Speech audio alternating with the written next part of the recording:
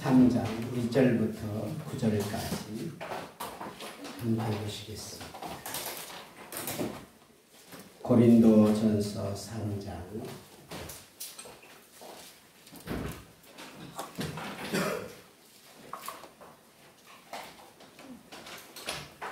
1절부터 9절까지 교독하도록 하겠습니다. 제가 먼저 읽겠습니다. 형제들아, 내가 신령한 자들을 대함과 같이 너희에게 말할 수 없어서 육신에 속한 자, 곧 그리스도 안에서 어린 아이들을 대함과 같이 하노라. 내가 너희를 스스로 먹이고 밥으로 아니하였노니 이는 너희가 감당하지 못하였음이므로와 지금도 못하리라. 너희는 아직도 육신에 속한 자로다.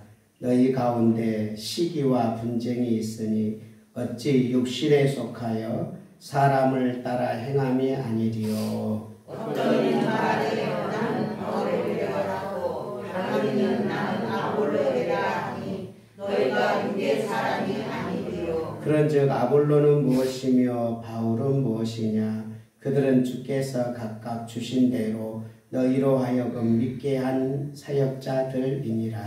나는 심었고 아볼로는 물을 주었으되 오직 하나님께서 자라나게 하셨나니. 그런즉 심는 이나 물 주는 이는 아무것도 아니로되 오직 자라게 하시는 이는 하나님뿐이니라. 심는 이와 물 주는 이는 하나님이라. 각각 자기가 일한 대로 자기의 상을 받으리라. 다 같이 우리는 하나님의 동역자들이요 너희는 하나님의 밭이요 하나님의 집이니라. 아멘. 다들 반갑습니다. 벌써 5월입니다. 4월이 어떻게 3, 4월이 지나갔는지 우리가 5월을 가정의 달 맞이하여서 첫 주 어린이 주일로 보내고 있습니다. 5월은 하나님께서 우리에게 명령하신 화평의 달입니다. 즉 화목의 달이지요. 그래서 어떻게 하면 화목할 것인가에 대한 고민을 한번 해가면서 오늘 본문의 말씀을 통하여서 화목을 위해서는 우리는 어떤 마음을 가져야 되는지, 특별히 어린이 주일을 맞이하여서 우리가 육신의 어린이만 생각하는 것이 아니고 영적인 어린이도 한번 생각해 보았으면 합니다.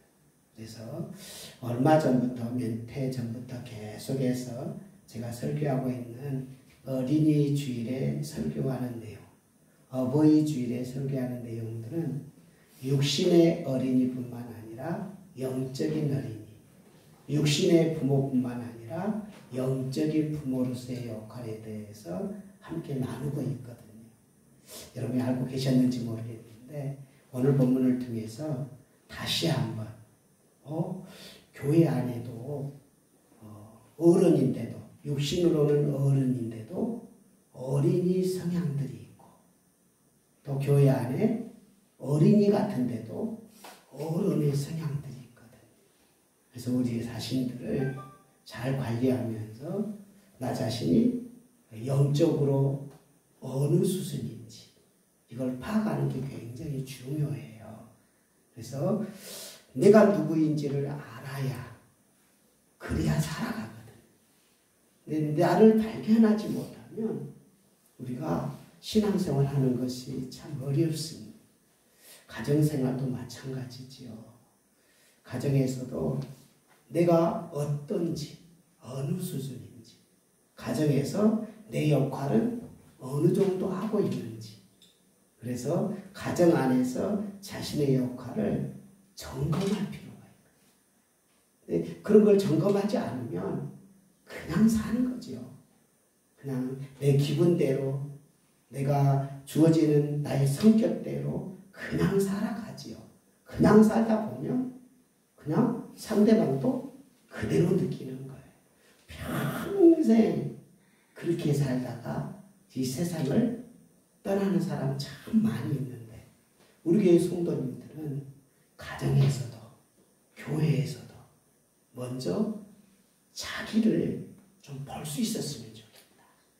그래서 오늘 제가 육신의 성장 과정과 영적인 성장 과정을 육신의 성장 과정은 여러분이 좀 잘 아니까 오늘 본문에 나와 있는 영적인 성장 과정에 대한 내용이 나오거든요. 가장 먼저 나 자신을 파악하려면 내가 육신에 속했는지 성령에 속했는지를 먼저 파악을 해야 돼요. 그러니까 교회를 다니면 다 하나님을 믿는 게 아니에요. 교회를 왔다 갔다 예배 드리면 다 예수님을 믿는 것이 아니에요. 교회를 다니면 다 영적인 사람이 되는 게 아니에요. 교회를 다녀도 진짜 하나님이 내 안에 없을 수 있어요. 교회를 다녔는데 예수님을 믿는다고 하는데 진짜 예수님을 안 믿을 수 있다니까. 교회를 다녀서 예배를 드리는데 진짜 영적인 예배를 드리지 못하는 경우가 너무도 많이 있다는 사실이에요. 그래서 이 삼일체 하나님이 나에게 뭘 가져다 줬는지를 느끼고 경험하고 체험하는 그런 삼일체 하나님과 교통하는 사람을 영적인 사람이라. 그러면 영적인 사람의 반대말은 무슨 사람이라고 할까요? 육적인 사람이라. 아니 목사님 어디 성경에 그렇게 나와 있어요? 하면 제가 성경을 소개하지요. 자, 고린도전서 2장에서 보면 나옵니다. 2장 14절을 같이 보도록 하겠습니다. 자, 2장 14절 시작. 육에 속한 사람은 하나님의 성령의 일들을 받지 아니하나니 이는 그것들이 그에게 어리석게 보이며 또 그는 그것들을 알 수도 없나니 그러한 일은 영적으로 분별되기 때문이다. 여기서 육에 속한 사람을 이야기해요. 그러니까 육에 속한 사람과 영에 속한 사람을 구분을 하잖아요. 그러므로 육만 보이는 사람은 육에 속한 사람이에요. 그러니까 뭐가 안 보이는 거예요? 영적인 일이 안 보이는 거지요. 그러니까 교회 안에 신앙생활 하는데 하나님을 못 보는, 못 느끼는 사람. 예수님이 우리 죄를 위하여 우리의 모든 죄를 씻어주셨고 예수님의 십자가를 생각하면 내 마음이 뭉클뭉클해야 되는데 예수님을 찬송하고 예수님의 은혜를 아무리 이야기를 해도 그 예수님이 나와 전혀 상관없는 사람들. 예배를 드리면 성령님이 임재하셔서 그 예배 시간에 여러분을 터치하고 만지시는데 예배를 들었는데도 아무 감각이 영적인 감각이 없어요. 그래서 육적인 사람.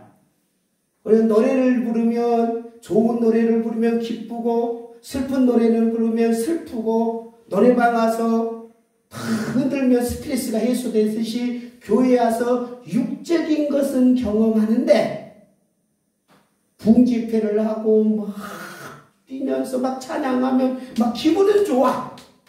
근데 누구는 없어요? 하나님과 예수님과 성령님은 없는 그런 경우의 교회에 성도들 중에 많이 있을 수 있다 이 말이에요. 그러므로 자기를 점검해야 된다니까요. 아, 나는 진짜 예수님이 내게 있나? 예수님의 주의 보좌로 나아갈 때 어떻게 나가야 되나? 완전하신 십자가의 보혈로 예수님의 피 때문에 나아갑니다. 이 찬송 부를 때 무근무근하면서 맞아 자격 없는 내가 어떻게 하나님 만나나? 나를 위해 십자가에 죽으신 예수님 때문에 하나님께 예배해야 될 수 있지. 이 찬양 한 곡에서 영적인 사람과 육적인 사람이 구별된다. 그냥 음률의 가사의 감정에 그냥 예배 드리는 사람은 육적인 사람입니다. 그 사람은 교인이 아니다. 가족이 아니다. 그 사람은 하나님의 자녀가 아니다. 교회를 나왔는데도, 어떤 교회는 직분을 받았는데도, 어떤 경우에는 아주 훌륭한 하나님의 일을 하고 있는 것처럼 보이는데도 여전히 육적인 사람이 많이 있다는 사실이에요. 근데 그 사람은 예수님도 없고 성령님도 없으니 거듭나지 않았고 예수님도 진짜 믿는 게 아니니 입술로만 믿고 형식적으로는 믿었기 때문에 마음으로 믿어 의에 이른데 마음으로 예수님을 진짜 믿는 사람이 아니기 때문에 교회는 다녔는데 막상 이 세상을 떠날 때 하나님께서 너 예수님이 너 안에 없네? 그러므로 너는 지옥이다. 지옥 간다니까. 그러므로 심각한 마음으로 내가 교회는 다녔는데 예배는 드렸는데 내가 지옥 가면 이건 너무 불쌍하잖아. 이런 사람이 되면 안 되는 거잖아요. 그래서 아주 냉철하게 자기를 점검해야 돼. 내가 가족의 일원이나 아니나 이것만큼 소중한 게 없어. 그러니까 예수님 안에 육적인 사람인가 영적인 사람인가 먼저 자기를 점검하셔서 예수님이 여러분을 위하여 십자가에 죽으신 구세주시고 여러분의 죄를 대속해 주신 구원자이시고 메시아이시고 그리스도이시고 성령님이 여러분 안에서 예수님이 진짜 너의 죄를 씻어주셨다라고 말해주시는 그런 영적인 하나님의 사람이 되시기를 바랍니다. 그 다음 두 번째 점검인데요. 이제 교회 안에서 예수님을 믿었는데 이 예수님을 믿는 사람을 사도 바울은 두 부류로 이렇게 구분을 해요. 어떻게 구분하지 한번 볼까요? 자, 3장 1절을 같이 보도록 하겠습니다. 3장 1절 시작. 형제들아 내가 신령한 자들을 대함과 같이 너희에게 말할 수 없어서 육신에 속한 자 곧 그리스도 안에서 어린 아이를 대함과 같이 하노라. 여기서 사람을 두 부류 그러는데 한 사람은 어떻게 말하죠? 신령한 자라고 말해요. 또 한 사람은 어떻게 말하죠? 어린아이인데 뭐라고 하죠? 앞구절에 육신에 속한 자. 그러니까 육에 속한 자라고 말하지 않고 육신에 속한 자라. 교회 안에 예수님을 믿었지만 육신에 속해서 육신을 따라서 살려고 하는 사람. 반대로 육신에 속한 사람이 아니면 누구에 속한 거예요? 영적인 사람이에요. 영적인 것을 쫓아 사는 사람. 이런 사람을 신령한 자다 이렇게 이야기합니다. 그러니까 영을 쫓아 사는 자. 그러니까 영은 살아계신 하나님 성령님을 따라가는 성령님의 명령에 따라 순종하면서 성령님이 시키면 순종하고 따르는 사람들. 근데 예수님을 믿었지만 하나님의 사람이 되었고 하나님의 자녀가 되었지만 육신이 여전히 내 몸이 예수님을 믿었어도 이 육신은 내가 안고 믿거든요. 굉장히 중요한 거는요. 예수님을 믿으면 처음에 예수님을 믿으면 너무 예수님이 좋아요. 예수님을 믿는 그 순간 하나님이 내 아버지가 되시니 하나님의 아버지가 얼마나 좋은지 몰라요.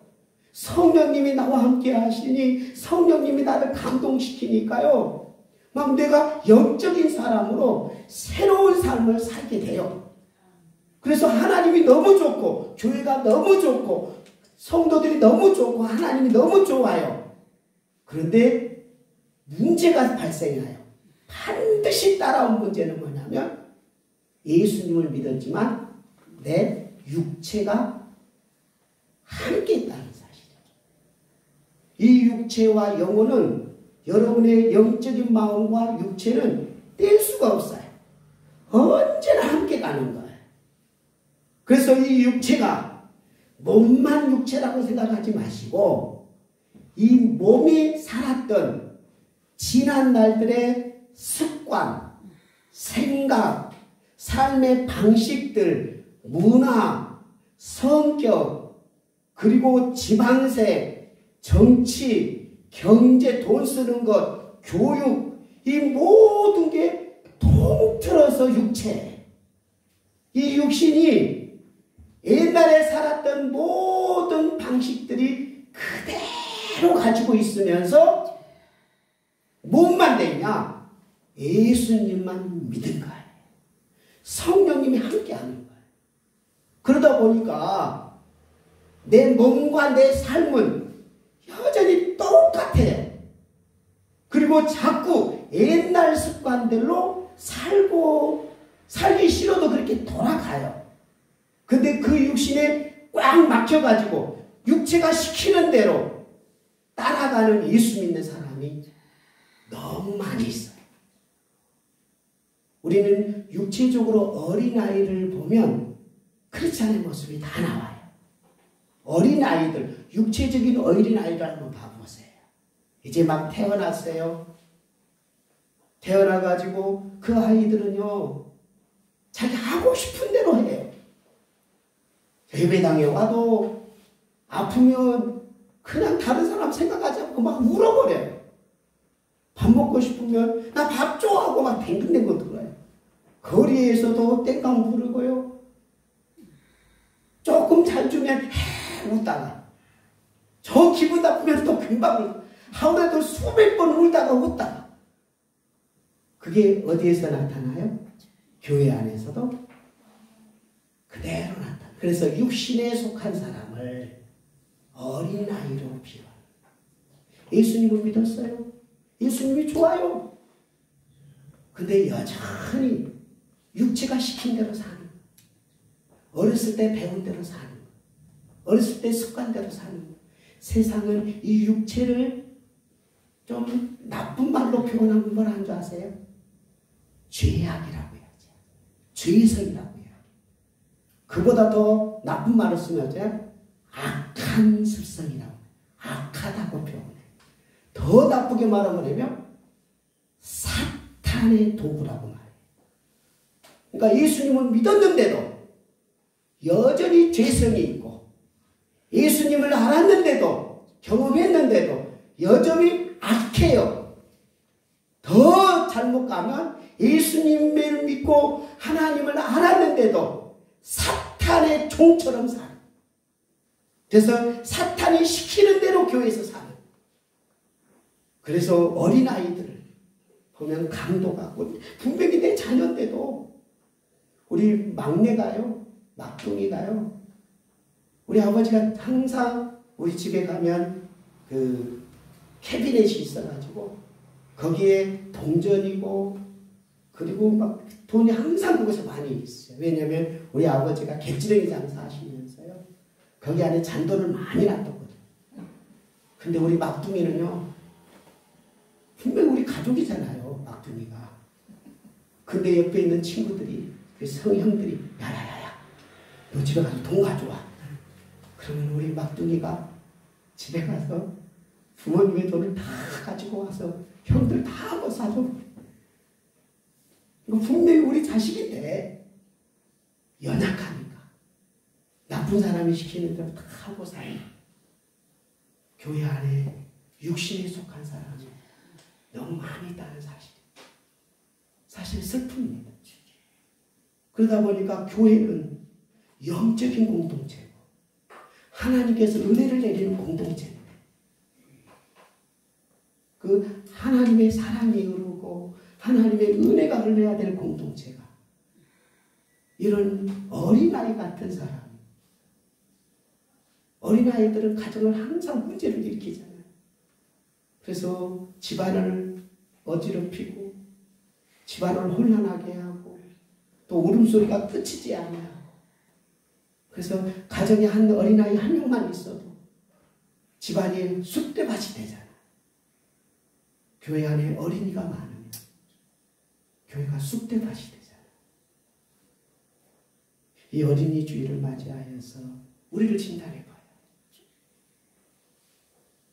저는 가정에 있어서 참 가정을 섬기는 데 있어서 쉽지 않는 그 가족 공동체가 누구냐면 장애인을 가족들 안에서 두고 있는 가족들은 참 쉽지 않는 여생을 사는 거예요.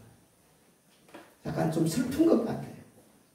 그런데 하나님께 주시는 또 하나님께서 사랑하라고 주는 그 일이라 평생 어린아이처럼 변하지 않고 어린아이 그 습성으로 평생 나이가 먹어도 성장하지 않는 그 장애인들은 참 부모님으로서는 참 힘든 것 같아요.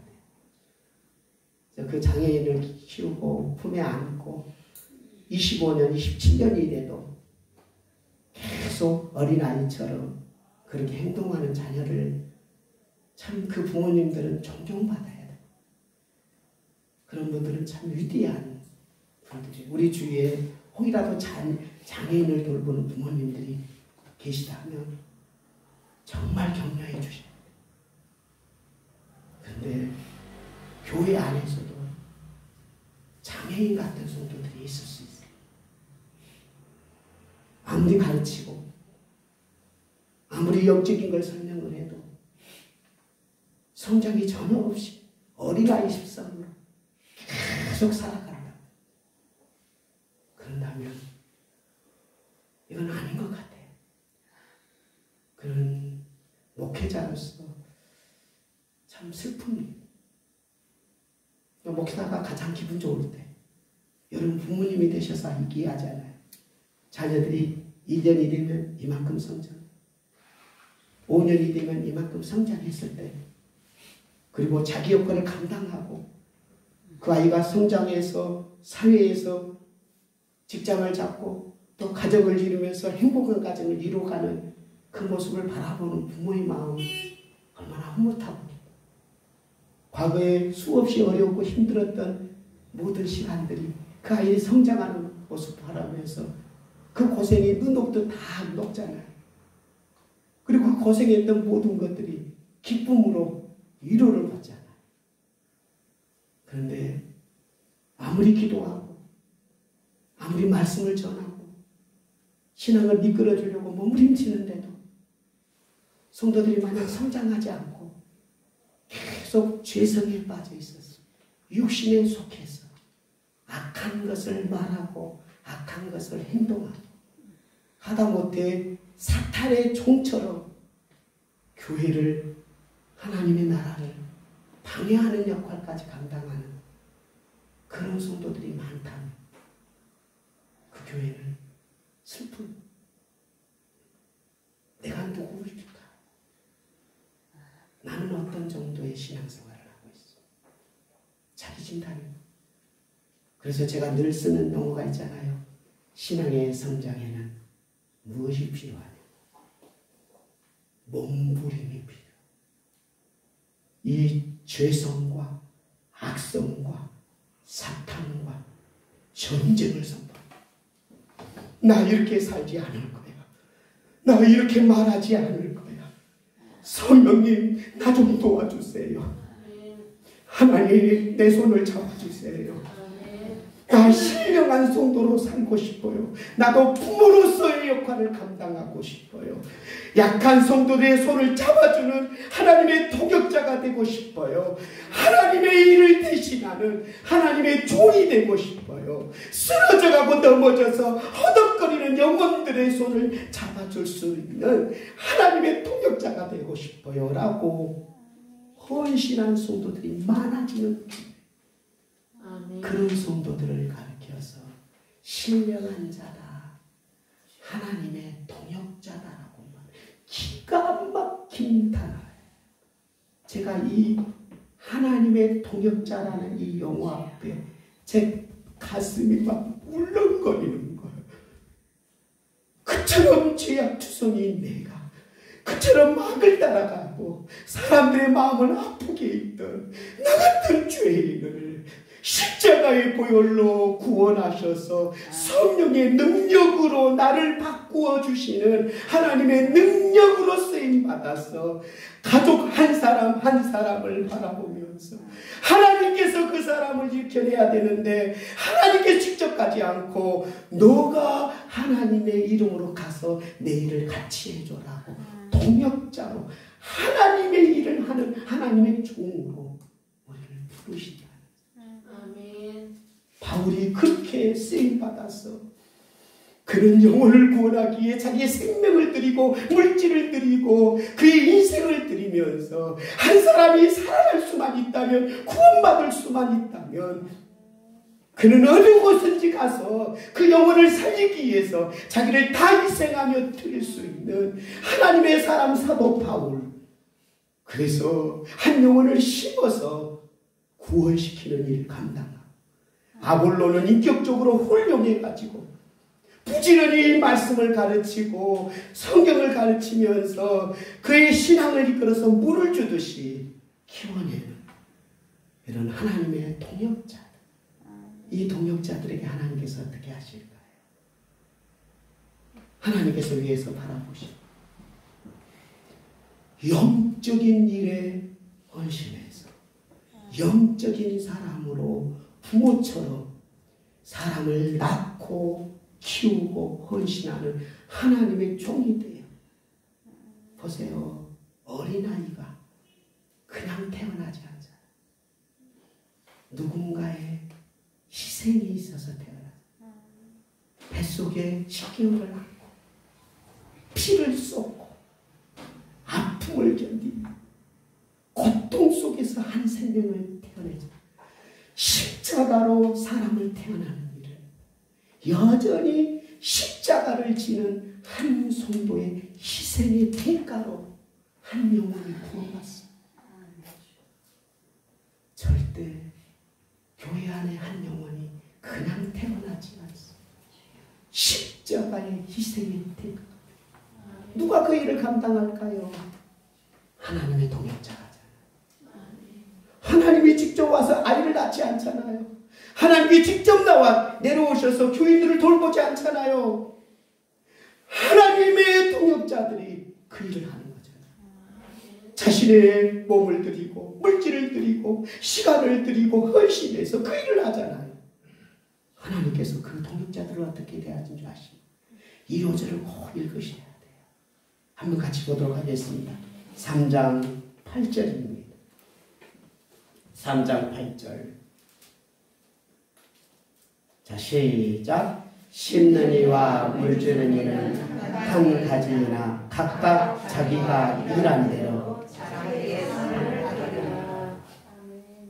반드시 하나님이 보상하시고 하나님이 살아계시고 그래서 하나님을 위해 영적 성장을 해서 육적인 사람은 그 일을 못해요. 성장하지 않는 분이 어떻게 하나님의 일을 할 수 있어요?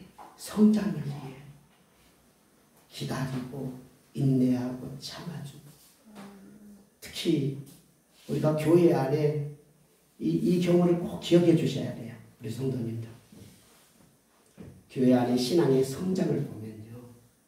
어린아이 성장과 비슷해요. 신앙 성장 도와주는 일에 가장 힘든 분들이 어떤 분인 줄 아세요? 어린아이들 가르칠 때 애들 가르치는데 가장 힘들 때가 언제든가요? 사춘기 때잖아요. 아빠 말도 안 들으려고 자기가 뭐가 잘났다가 그리고 자기 성격이 막 나오고 자기 자아가 나오고 그럴 때가 있잖아요. 막 대두고 그런단 말이에요. 교회 안에 목사님에게 막 대들고 성도들한테 왜 그렇게 하냐고 막 이렇게 하는 분들이 성장한 걸까요? 타락한 걸까요? 성장한 거예요.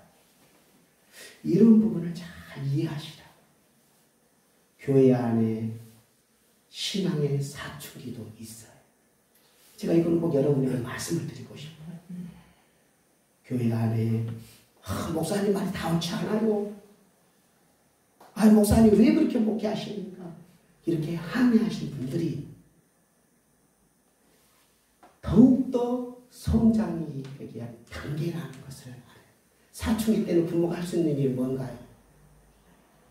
전사님 많이 기다리는, 사랑하고 화목하고 기다려주는 거.